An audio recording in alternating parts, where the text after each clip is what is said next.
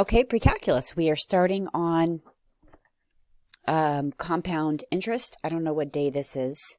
I think it's day 7, but in Unit 8. That's okay.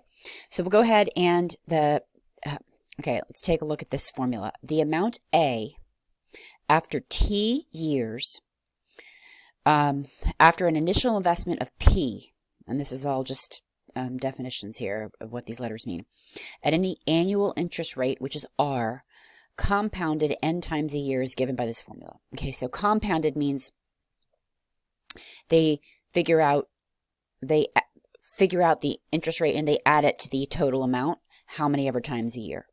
So let's take a look here at example 1.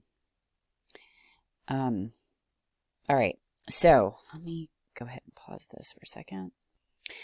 Okay, how much money will you have in an account after a year? So that means that T equals 1.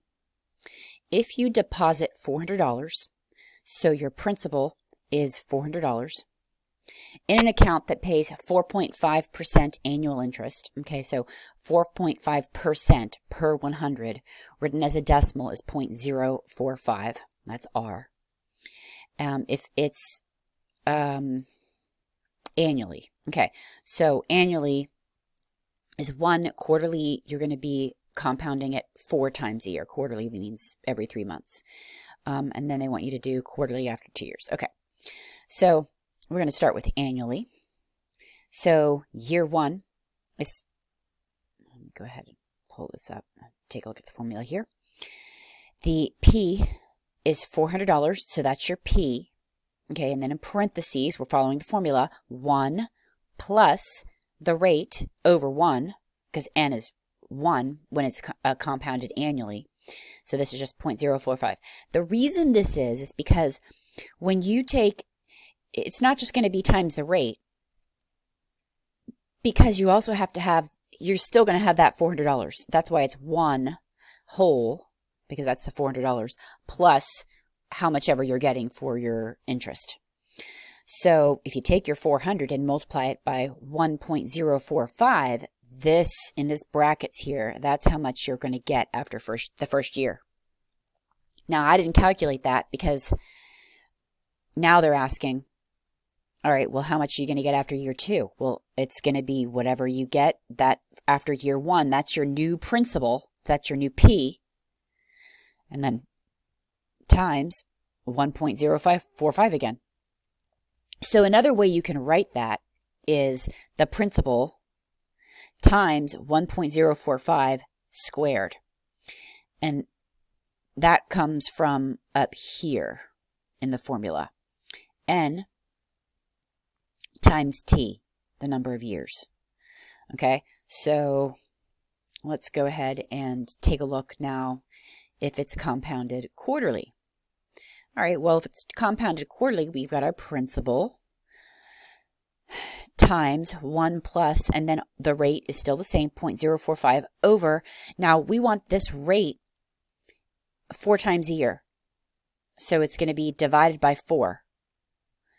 Because this, we want this amount to be multiplied by 4, and then this total, which I did figure out on the calculator, it's 404.5. After another 3 months, we're going to multiply it by, again, the same value here, which happens to be 1.01125. Okay, and then after that total is right here. That's your new principal. That's how much money you have now. And then you're going to multiply it by the same 1 plus R over N. And then after 12 months, you should have, you can rewrite this just like we did over here as the principal times 1 plus the rate over N to the 4th power. And that is, the 4 is N times T. N is 4, compounded 4 times for 1 year, 4 times 1. And then after 2 years, 4 times 2. All right, so let's just do some practice. I know it's kind of complicated at first. So basically in every single one of these types of problems, your unknown is just going to be in a different place. So this question says, well, how much money will you need to deposit? If you want $3,000 in an account, okay, well, if we want $3,000, let me write that in. We want $3,000 in an account. Maybe I should be writing smaller. I want to round everyone. Okay, and we don't know how much we're depositing. That pays 3% annual interest compounded monthly. So N is 12 after 5 years. Okay, so let's go ahead and plug this stuff into our formula. So that's 1 plus 0.03 over 12 to the 12 times 5. Okay, so then you would take out your calculator and on your calculator, you'll get 1.0025 here. And this is to the 12 times 5 is 60th power. Notice your unknown is P.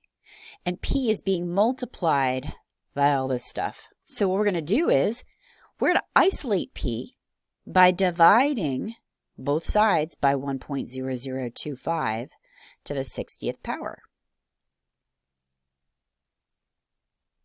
And then you would just take out your calculator and calculate this, and you would get P is approximately $2,582.61. Okay, so you just have to make sure you put the numbers in the right place. It's not too bad. Let's go to the next one. All right, now we're asked to find the time. How long will it take for an initial investment to triple? So we want P to go to 3P. So we want 3P at the end. So I'm going to put 3P in for A because we don't know what A is. If it's deposited into an account that earns 5% interest semi-annual, that means twice a year compounded. Okay, so that's going to be 1 plus 0.05 over 2 to the 2T. Okay, so what's going to happen here? The first look, you're like, wait a second, I've got two variables. However, if I go ahead and divide both sides by P, that P is going to go away. And I'm going to end up with 3 equals 1 plus 0.0. You know what? I'm going to rewrite that as a number because we just did that in the calculator. 1.025 to the 2T. Now, our unknown is an exponent, but this is written in exponential form, and we have learned that we can rewrite exponential form in logarithmic form to isolate the variable. So I'm going to rewrite this exponential in logarithmic form. Log base 1.025 of 3 equals the exponent 2t, and then divide both sides by 2. And so that's on the calculator, and I should show you how to do that. That's like, I'm just going to write 0.5 times log alpha y equals, is that it? No. Alpha window, yes.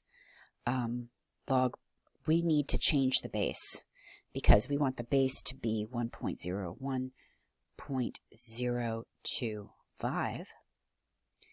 And then, how do I get over? That's a 3. Do I have everything? Yeah. So instead of writing 1/2 or divided by 2 at the end, I just decided to go ahead and put 0.5 times the log. And I should get, that's about 22.25 years. So let me go back here and say T is approximately, because I rounded, 22.25, and T is years, so years. There we go. I mean, this isn't too bad. Everyone, all you guys can do this. All right, let's move on. Finding an interest rate. Now, you deposit $3,000 into a bank account that compounds interest quarterly, so N is 4. After 10 years, you have $5,630.90 in the account. Okay, what's the annual interest rate? All right, so we've got $5,632.90. And how much should we deposit? $3,000. Following the formula, 1 plus This is R, which we don't know, right? It's asking what's the annual interest rate, but it's compounded quarterly this is after 10 years, so 10 times 4, so that's 40. Okay, so I got to isolate that R. So I got to start by dividing by 3,000. So I'll just start with that. And rewrite this as, if I divide this in the calculator, I get 1.87763 repeating. I'll just write that for now. Equals 1 plus R over 4 to the 40th power. Okay, we're getting closer. I still got to isolate that R. And currently it's inside of parentheses to the 40th power. So I'm going to take the square root of both sides, not square root, the 40th root of both sides, because now I can rewrite the right side of my equation as 1 plus R over 4, and then I can just use in my calculator the 40th root of this number here, and I get 1.015. And then I subtract 1 from both sides, and now I'm running out of room, so I'll move up here. So I'll get 0.015, right, equals R over 4. And so then when you multiply both sides by 4, you get R is 0.63599. So the rate is, about 6.36%. This is really not that bad. I mean, it's manipulation, which is a lot of what we do this year. Now this is the last one we're going to do here. We have a new, sometimes we compound continually, so it's constantly being compounded. And really all you have to know here is that here's the formula for E, okay? And you're going to learn more about this when you get into calculus. But the amount of A after T years due to a principal of P invested in an annual interest rate of R compounded continually. When you see these words compounded continually, you're going to be using this formula. PERT, P times e to the RT. So if you're looking for a derivation of that formula, it says it's on a certain page. We don't use that book anymore. So let's go ahead and how much money will you have after depositing? Okay, so there's your P. Okay, so we don't know how much money we're going to have. And then there's your P. E is always 2.71 to the RT, 0.0275 times 6. So, I mean, those are all numbers we know. So we can just take out a calculator and do that. And we get A equals, or I should say it's approximately, because we got to round it, $2,358.79. There we go. And the last one. So if you deposit $425 into an account after 10 years later, you have, all right, so you've got $592.34, and you've deposited $425, e to the, and how many years? 10. And what are we looking for? We're looking for the rate. What is the interest rate? Okay. So I'm just going to write 10R, just because I like to put the variable after a number. So I've got to isolate that R. So the first thing I've got to do is divide by this 425. Got to get closer to isolating the R. And that's going to be 1.394 if you did it on a calculator, e to the 10R. Now, the natural log is log base E, right? And the natural log is written like this, natural log, ln. So the natural log, so we're going to rewrite this exponential in logarithmic form. So the natural log, which is base E, of 1.394 should equal the exponent, 10R. And now we can just divide by 10. And we've got the R isolated. And if you do that on the calculator, you should get approximately 0.0320. And that's it. Peace out.